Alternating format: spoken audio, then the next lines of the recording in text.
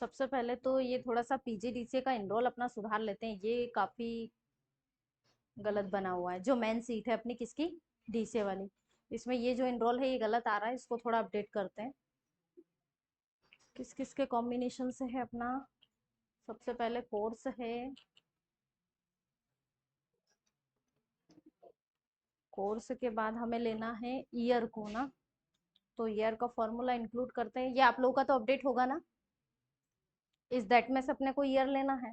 ठीक है, अब इस ईयर के अपने को 2 लेटर लेना है, तो इस ईयर में ही हम किसका फॉर्मूला मिक्स कर दें, राइट का फॉर्मूला। ठीक है, राइट का कितने लेटर चाहिए हमें, इसके 2 लेटर। ठीक है, तो ये आ गया। इसके बाद हमें क्या चाहिए, सेशन। सेशन में हमने कितने लेटर लिए हैं, 2 या 3, शायद 2 ले रखे हैं ना हम लोग। इसमें देखते हैं पहले डीसीए वाले में क्या ले रखा है, 2 लेटर ले रखा है। और किस पे काम चल रहा है अपना, जनवरी पे ना। तो यहाँ पे मेंशन कर देते हैं, जैसे यहाँ तो जनवरी आ ही रहा है, अब इसी में हम दे दें एंड क्या करें, सेशन। तो सेशन के भी 2 लेटर चाहिए, तो क्या लगा देंगे, लेफ्ट ब्रैकेट, फिर क्या लेना है, सेशन। सेशन के कितने लेटर चाहिए, 2। ठीक है, आ गया सेशन। और इसके बाद क्या चाहिए, सीरियल नंबर। तो इसी में क्या कर दें, एंड का फॉर्मूला लगा करके सीरियल नंबर जो आ रहा है हमारा, इसका दे दें। ठीक है, तो ये तो सभी को अब शायद बनाना आ गया होगा ना। तो आगे अपना, अब हम इसी को थोड़ा सा अपडेट कर लें, लेकिन उससे पहले जहां जहां हमारा ये गलत लिखा हुआ आ रहा है ये थोड़ा अपडेट कर लेते हैं। तो दोनों को यहाँ से सिलेक्ट करें और कॉर्नर पे कर्सर रखते हुए और इसको यहाँ तक अप्लाई कर दो। ठीक है, अब इसी फॉर्मूले को भी हम यहाँ से डबल क्लिक करके आगे तक अपडेट कर दें। ये सीरियल नंबर भी हमारा गलत आ रहा है, ये भी शायद सर ने बिना इसके ही अपडेट किया है। इसमें रो का फॉर्मूला लगाना पड़ेगा। तो इसके लिए हमें क्या करना है, यहाँ पर हम लगाएंगे इक्वल रो का फॉर्मूला ब्रैकेट, कितनी रो माइनस करनी है, 61। ठीक है, अब ये भी हम चाहते हैं कि हमें यहाँ से ये जो सीरियल नंबर दिया हुआ है इसी में हमें क्या लगानी है, कंडीशन लगानी है। तो ये कब आना चाहिए, मतलब सीरियल नंबर जब अपनी ये पूरी डिटेल आए। और डिटेल आएगी स्टूडेंट, डेट ऑफ एडमिशन से डिटेल ले रहे हो आप फॉर्म से, तो यहीं पे कंडीशन क्या लगा दोगे, इफ, ये बताइए नहीं बताइए, बताइए ना। तो यहीं पे लगा देंगे इफ की क्या हो, अगर डेट ऑफ एडमिट हमारा क्या हो, खाली है, तो कॉमा क्या करें, खाली छोड़े। अदरवाइज नहीं तो क्या करें, रो के फॉर्मूले से जो हमें सीरियल नंबर चाहिए उसको अपडेट करके दे दे। ठीक, ब्रैकेट बंद करो और एंटर। बताया नहीं बताया, रिएक्शन ऐसा क्यों दे रहे हो जैसे नहीं बताया हो, बताया है ना।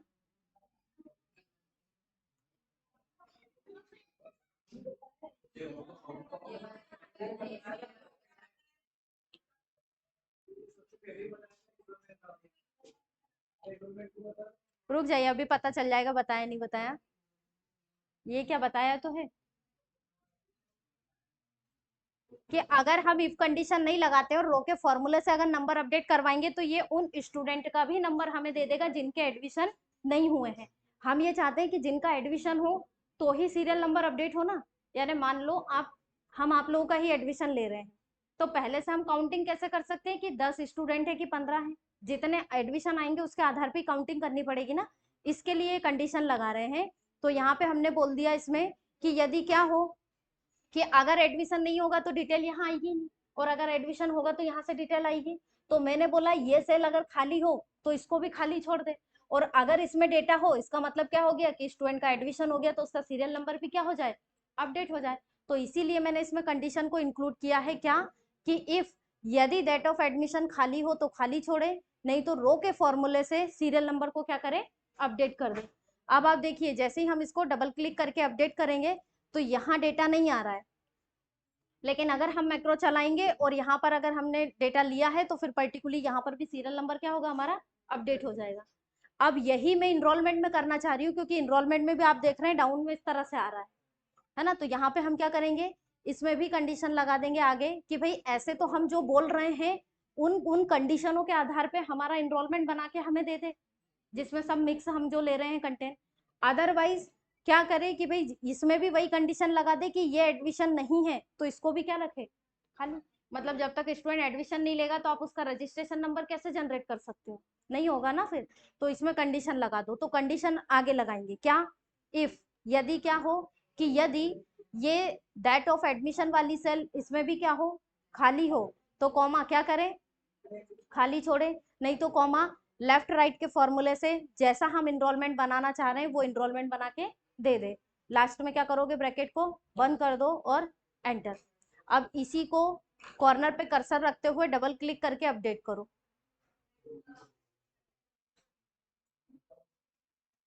अब आप देख रहे हैं कि जहां एडमिशन नहीं है वहां इनरोल आया क्या, इससे पहले आ रहा था, इसलिए बस कंडीशन हमने लगाई है, नहीं तो बाकी और कंडीशन लगाने की जरूरत नहीं है। अब ये हमारा डेटा अपडेट हो गया क्योंकि इससे पहले ये हमें थोड़ा गलत डेटा प्रोवाइड कर रहा था। अब इसको पूरे को थोड़ा सेलेक्ट करके इसका अलाइनमेंट भी कर देते हैं सेंटर, ताकि प्रॉपर सब समझ में आए। हो गया कंटेंट, ठीक है। अब पहुंचते हैं वापस से कहाँ, फीस रिसिप्ट में। यहाँ क्या कर रहे थे हम, यहाँ वी लुकअप एच लुकअप के फॉर्मूले से ये वैल्यू ले आए थे हमें ना, और इसको नंबर में वर्ड में भी कन्वर्ट कर लिया है, और यहाँ जो इंस्टॉलमेंट निकालने का बोला था ये भी निकल गया है ना। अब अगला क्या पैरामीटर आता है कि अब ये स्टूडेंट की रिसिप्ट हमारी कंप्लीट हो चुकी है, मुझे इस रिसिप्ट को सेव करना है, क्योंकि जैसे हम आप लोगों को रिसिप्ट देते हैं, अब अगर मुझे उसका रिकॉर्ड रखना है कि मैंने कितनी रिसिप्ट क्रॉप की है, तो उसकी एक रिसिप्ट की कॉपी मेरे पास होना चाहिए। तो इसके दो तरीके हैं, एक तो आप स्टूडेंट की रिसिप्ट की दो कॉपी निकालो, एक स्टूडेंट को दे दो और एक अपने पास। लेकिन अगर मैं उस रिसिप्ट की दो कॉपी निकालती हूँ और एक स्टूडेंट को दे देती हूँ और एक अपने पास रखती हूँ, तो फिर मुझे एक्सेल सीट में डेटा बनाने की जरूरत ही नहीं, क्योंकि मेरे पास तो फिर वही फाइल वाला काम हो गया ना। मतलब 50 स्टूडेंट की रिसिप्ट अगर मैंने क्रॉप कर दी तो मैं कहाँ संभाल के रखूंगी, फाइल में ही रखना पड़ेगा, और जब भी ढूंढना है तो फिर फाइल को ही ढूंढना पड़ेगा। तो उससे अच्छा है कि हम उन रिसिप्ट को यहीं पे सेव कर लें। क्या कर लें, उन रिसिप्ट को यहीं पे सेव कर लें। तो उसके लिए हम क्या करेंगे, तो उसके लिए थोड़ा सा हमें अपनी रिसिप्ट में चेंजेस करना है। घबराए नहीं, ज्यादा चेंज नहीं करना है, सिर्फ एक कॉलम इंसर्ट करना है ना। तो यहाँ पर क्या करना पड़ेगा, यहाँ एक कॉलम इंसर्ट करेंगे, कहाँ, यहाँ पे। तो वैसे तो एक कॉलम शायद इसमें कोई वैल्यू आ ही नहीं रही है, पहले से ही सर ने ले रखा है। ये भी हम यूज में ले सकते हैं, ये ऑलरेडी है हमारा। और अगर नहीं आ रहा है तो आप चाहें तो एक कॉलम इंसर्ट भी कर सकते हैं, लेकिन अपना एक कॉलम आ रहा है। इंसर्ट कैसे करेंगे, ये कॉलम इंसर्ट करना मैंने बता दिया है आपको, ठीक है। अब यहाँ पर हम नंबर डालेंगे, लेकिन उससे पहले एक बार और मैं रिसिप्ट में आना चाहूंगी कि अगर हम किसी स्टूडेंट का यहाँ पे मोबाइल नंबर डाल रहे हैं, जैसे हम डेटा शीट में गए और यहाँ से मान लो मैंने 7 डाला, मोबाइल नंबर क्या दिया मैंने, 7, एंटर किया, तो आप देख रहे हैं कि यहाँ पे ये चेंजेस तो हो रहा है, ठीक है। उसकी ड्यू डिपॉजिट ये भी हमें बता रहा है। लेकिन अगर मैं यहाँ से पीजीडीसीए वाले का किसी का नंबर डाल दूं, यहाँ से डाउन में चलो और पीजी वाले का हम कोई नंबर डाल दें, जैसे यहाँ पे आ रहा है 6 5 आ रहा है ना, तो 5 वाले का देख लो। जैसे मान लो मैंने यहाँ पे मोबाइल नंबर क्या दे दिया, 5, एंटर कर दें, तो आप देख रहे हैं कि बिल्कुल उसका भी रिकॉर्ड उठ के आ रहा है, दे रहा है 5 वाले का सही रिकॉर्ड। लेकिन यहाँ कोर्स चेंज नहीं हो रहा है, कोर्स वही का वही है। तो ऐसे में तो स्टूडेंट को कंफ्यूजन होगा कि भाई मैं पीजीडीसीए का हूँ और यहाँ तो पीजी है लेकिन कोर्स में क्या है, डीसीए। तो हम चाहते हैं कि यहाँ भी चेंजेस हो जाए, या फिर सेशन में भी हमारे चेंज हो जाए। तो सेशन तो अभी हम एक ही सेशन पे काम कर रहे हैं, लेकिन हम ये चाहते हैं कि कोर्स चेंज हो जाए। तो इसके लिए क्या कर सकते हैं, फॉर्मूला लगाना पड़ेगा। कौन सा फॉर्मूला लगाना पड़ेगा, तो जैसे आप लोगों को मोबाइल नंबर के आधार पे सिर्फ आप मोबाइल नंबर डाल रहे हो और ये पूरा डीसीए का है या पीजी का, ये सारा चेंज हो रहा है, तो इसी प्रकार यहाँ पर भी चेंजेस चाहिए हमें। तो हम सेम फॉर्मूला लगा सकते हैं, कौन सा,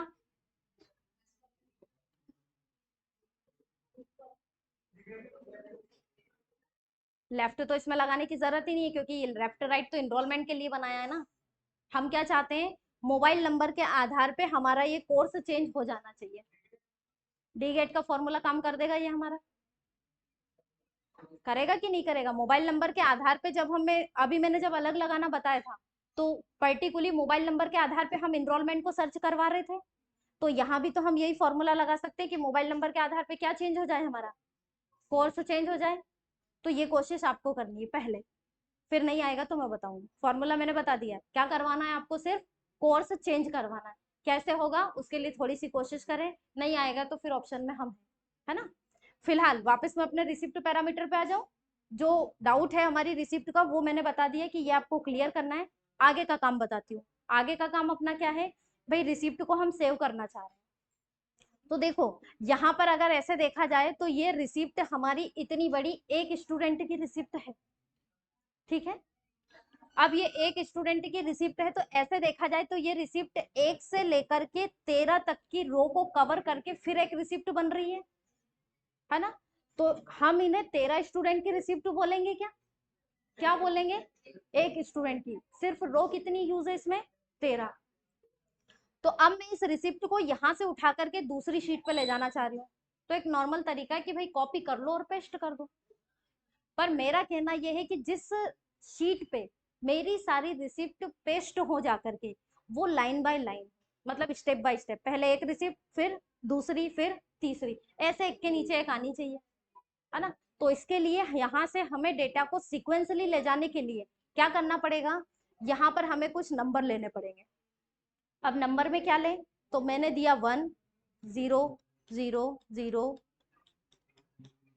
जहां तक का भी आपको डेटा लेना है, तो फिलहाल मान लो यहाँ तक का मुझे लेना है, या डाउन का भी लेना चाहो तो वो भी ले सकते हो। वैसे इतने की हमें जरूरत नहीं है, सिर्फ हमें यहाँ तक के की ही जरूरत है, क्योंकि इतना ही अमाउंट स्टूडेंट हमें जमा करेगा। ये तो टोटल आ रहा है, इसको नहीं भी ले तो यहाँ तक 0 देने की जरूरत नहीं है। पर अगर आप चाहते हो कि हमें इतना देना है तो आप डाउन तक 0 0 ले सकते हो। अब आप देख रहे हैं कि मैंने सब जगह 0 लिया, लेकिन ऊपर 1 क्यों लिया? सभी जगह अगर मैं नंबर देती तो 0 दे सकती थी, फिर मैंने एक जगह 1 दिया, बाकी 0 क्यों दिया? नहीं आया समझ में? 1 और 0 मैंने इसलिए दिया यहाँ पे कि बाद में मुझे काउंट भी तो करना पड़ेगा कि मैंने टोटल कितनी रिसिप्ट काटी है। तो उसको जोड़ने के लिए एक को तो 1 देना पड़ेगा। अगर मान लो सभी को 0 दे दूं तो 0 का आंसर क्या होगा? 0। और अगर मान लो यहाँ सभी को 1 1 दे दूं तो वो एक रिसिप्ट का नंबर कितना देगा? 13। तो टोटल ऐसे माना जाए तो 13 रिसिप्ट होगी, तो जो काउंटिंग क्या होगी? गलत है। इसलिए यहाँ एक लिया है और बाकी का क्या लिया है? अब ये इस प्रकार का डेटा मान लो आपको रिसिप्ट में दिखे, तो आप रिसिप्ट अगर लेंगे और देखेंगे तो आपको भी थोड़ा ऑकवर्ड लगेगा कि भाई ये 101 क्या है ना। 112212 या 121 तो समझ में आता है हमें, ये क्या है। तो इसको हम क्या करेंगे भाई, ये हमें पता है कि क्या है, क्योंकि हमारा डेटा यहाँ से जाएगा नहीं सिक्वेंसली। तो ऐसे डेटाओं को हमेशा छुपा देते हैं। छुपाना मतलब इसको पूरा सेलेक्ट करो। तो फिलहाल जैसे ये इनरोल का कलर अलग आ रहा है, तो पहले इतने को सिलेक्ट करो, बैकग्राउंड में जाकर के इसका कोई कलर दे दो, ये दे दिया। अब ये जो 101 है, इस पूरे कॉलम को आप सेलेक्ट कर लो और इसमें फॉन्ट कलर में जाकर के बैकग्राउंड के अकॉर्डिंग ही फॉन्ट का कलर दे दो, होते हुए भी नहीं है, ठीक है। अब ये डेटा मुझे कॉपी करके ले जाना है, कहाँ ले जाना है? तो एक नई शीट पे। नई शीट पे जैसे मान लो ये 2 शीट इसमें इंसर्ट है, ये तो सब कवर है ना, यहाँ पहुंचते हैं हम, है ना। यहाँ इस शीट पे ले लेते हैं और इसको चाहे तो राइट क्लिक करें और रीनेम में जाए और इसका नाम क्या दे दें? तो इस पे सारी ऑल रिसिप्ट सेव करेंगे, तो यहाँ पे दे दिया मैंने ऑल रिसिप्ट, ठीक है। अब ऑल रिसिप्ट मेरा कहना है डाउन बाय डाउन आना चाहिए, तो ये काम कौन करेगा? हर बार रिसिप्ट को सेव करने का मैक्रो काम करेगा। यानी हर बार हम एक बार मैक्रो रिकॉर्ड कर ले, बटन पे असाइन कर देंगे, उसको बता देंगे कि आपको काम क्या करना है। तो यहाँ मैक्रो को चलने के लिए उसे बताना पड़ेगा कि स्टेप बाय स्टेप कैसे चलना है, इसलिए सपोर्ट में यहाँ वैल्यू लेनी पड़ेगी। तो मैंने ले लिया 0 और 0। आ रही बात समझ में? 0 इसलिए क्योंकि रिसिप्ट का नंबर आएगा 1। अगर यहाँ से हम पूरे कॉलम का टोटल भी कर देंगे तो हमें कोई दिक्कत इसमें नहीं होगी, क्योंकि हमारी वैल्यू पे कोई भी इफेक्ट वो नहीं करेगा। अब मैंने क्या किया, अब हम गए फीस रिसिप्ट में।